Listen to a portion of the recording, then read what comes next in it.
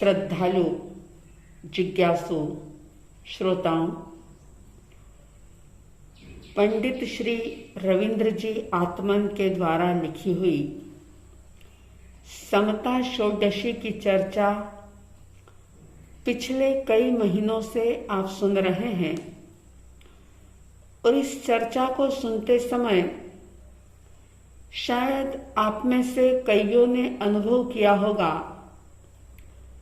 कि सचमुच शांतिपूर्ण जीवन जीने का कितना सुंदर तरीका इस समता षोडशी के अंदर बताया है।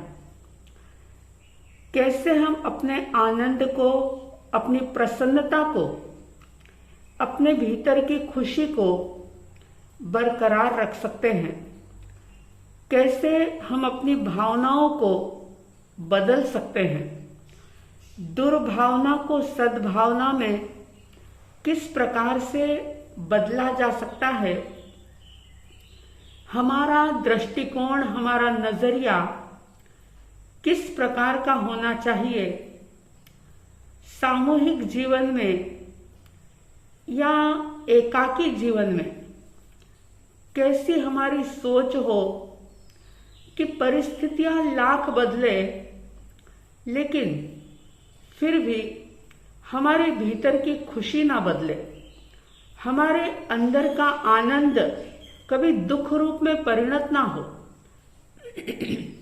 ये सारी चीजें किस प्रकार से डेवलप हो, इसके बारे में समता षोडशी के माध्यम से बहुत ही सुंदर बात चल रही है। 9वीं गाथा जिसमें ये कहा था, यदि माने तो सहज योग्यता अहंकार का भाव न हो, नहीं माने भवितव्य विचारो, जिससे किंचित खेद न हो, समता रस का पान करो, अनुभव रस का पान करो, शांत रहो, शांत रहो, सहज सदा ही शांत रहो, शांत रहो, शांत रहो, सहज सदा ही शांत रहो।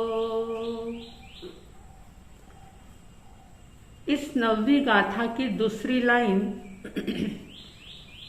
ये कह रही है, नहीं माने भवितव्य विचारो। अगर आपकी नहीं चल रही, देखिए अक्सर व्यक्ति दुखी जो होता है वो दूसरों की वजह से होता है। हमेशा हर व्यक्ति के दुख का कारण जो है वो दूसरा ही होगा, चाहे वो दूसरे के रूप में कोई व्यक्ति हो, परिस्थिति हो, वस्तु हो या कुछ भी हो। अक्सर व्यक्ति दूसरों के कारण से दुखी होता है। और बहुत बार आप लोगों में से कईयों ने ये शब्द भी बोला होगा और हम भी बहुत बार सुनते हैं लोगों के मुंह से ये शब्द कि अमुक व्यक्ति ने मुझे बहुत दुखी कर रखा है, इसकी वजह से मैं बहुत परेशान हूं, इसने मेरी चैन खत्म कर दी है, इसने मेरी नींद हराम कर दी है। यानी कि जो कुछ भी इंसान के जीवन में होता है दुख रूप में, नेगेटिव रूप में, तो उसका ब्लेम हमेशा ही वो पर को देता है, यानी दूसरों को देता है। देखिए, हर व्यक्तित्व के साथ दो शब्द जुड़े होते हैं, एक होता है स्व और दूसरा होता है पर। पर का मतलब होता है दूसरा। फिर चाहे वो व्यक्ति हो, वस्तु हो, परिस्थिति हो, सिचुएशन हो, कुछ भी हो, वो सारा पर में आता है। और अगर मैं बहुत गहरी बात कह दूं, अगर हम अध्यात्म की दृष्टि से बात करें, थोड़ी गहराई से बात करें, तो सिर्फ आत्मा, चेतना के अलावा हमारा शरीर और इस शरीर से जुड़े हुए सारे संयोग, ये भी सब पर है। कहने को व्यक्ति कह देता है मेरा शरीर, मेरा परिवार, मेरे माता पिता, मेरे बच्चे, मेरी पत्नी, मेरा पति, मेरा भाई, मेरी बहन। लेकिन ज्ञानी कहते हैं ये सिर्फ कहने को ही मेरा है। वास्तविक रूप में देखा जाए, सही अर्थों में देखा जाए, तो ये भी तुम्हारा है नहीं। तुम्हारी तो सिर्फ चेतना है, आत्मा है, तुम खुद ही अपने हो, बाकी तो सारा पर है।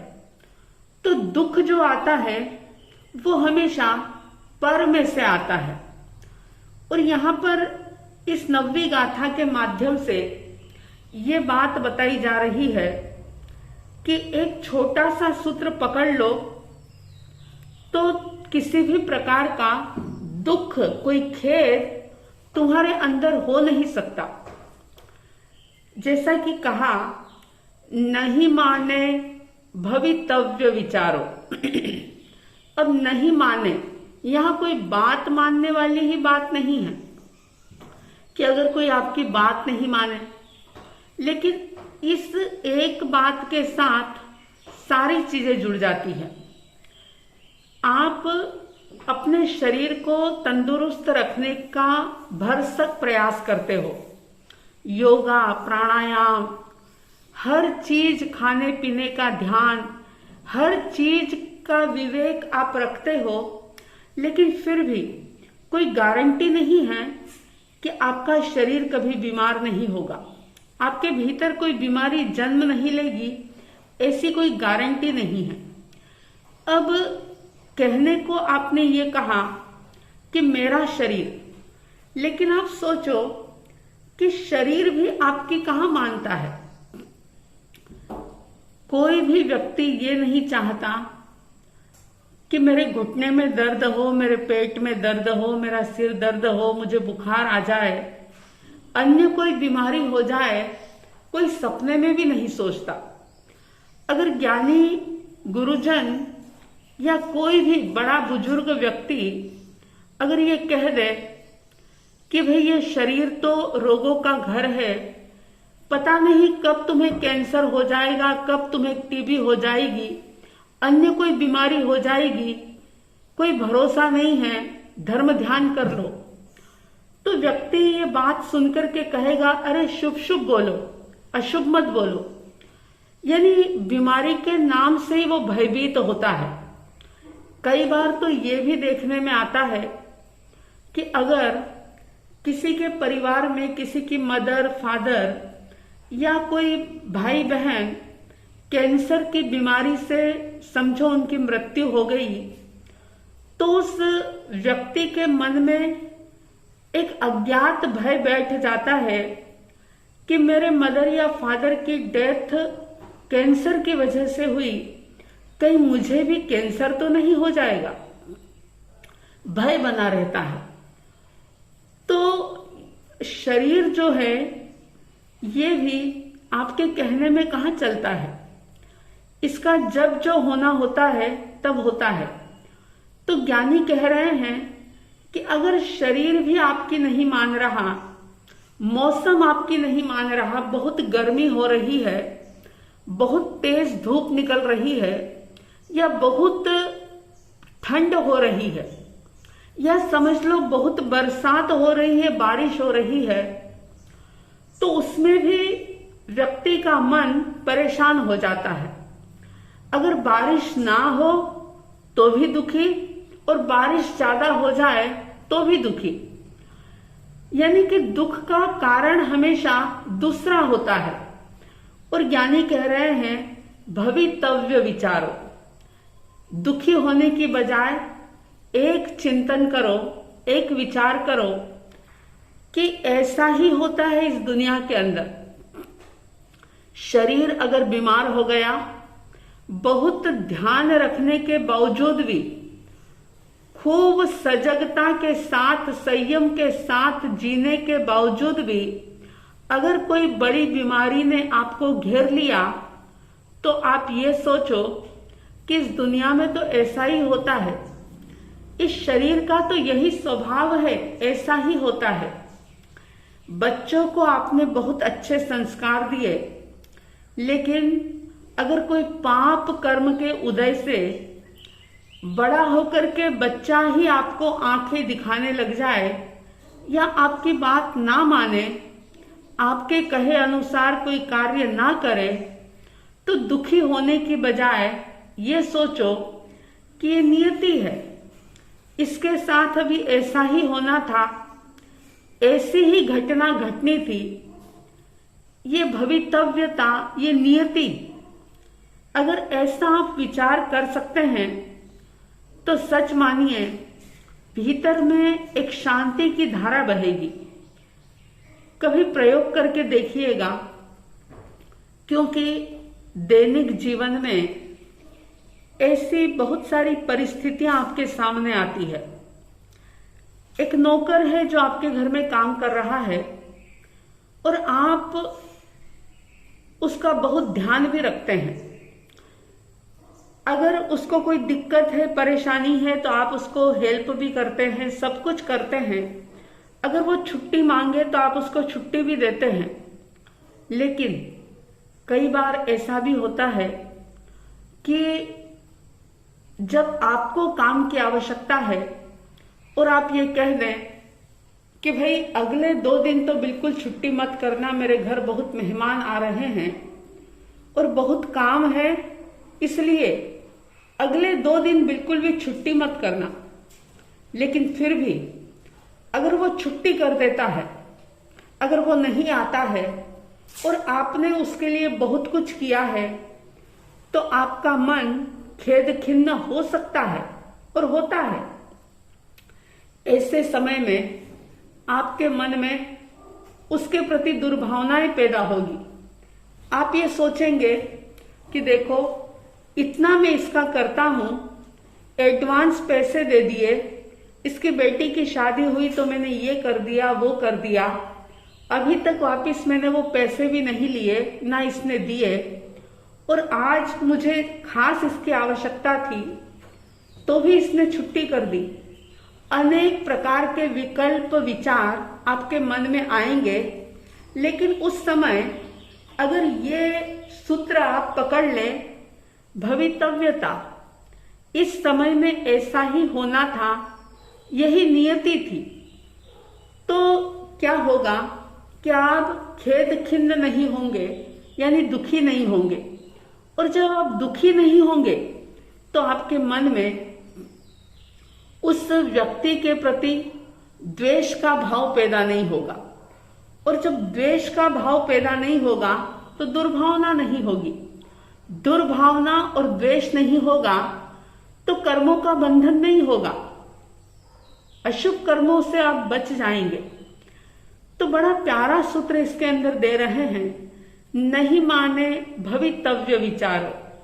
अगर आपके मन मुताबिक कोई काम नहीं हो रहा है, कोई आपकी बात नहीं मान रहा है, शरीर बीमारियों से घिर गया है, बहुत शांति रखने के बावजूद भी घर में क्लेश हो रहा है, बहुत मेहनत करने के बाद भी अगर व्यापार में नुकसान हो रहा है या बहुत ईमानदारी से काम करने के बावजूद भी बॉस आपसे नाराज हो रहा है, तो खेद खिन्न होने की बजाय, परेशान होने की बजाय ये सोचो कि इस समय की यही नियति है, इस समय में यही होना है, ये भवितव्यता है।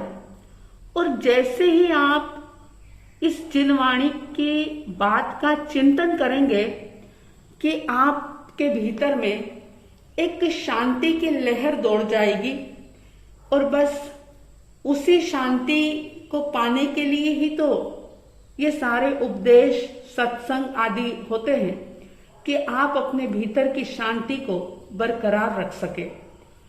तो इस समता षोडशी के माध्यम से आप अपने जीवन को स्वस्थ मस्त बनाएं और खुशी के साथ जी सके, ऐसी हार्दिक शुभ मंगल भावनाओं के साथ जय प्रभु महावीर, जय गुरु आनंद।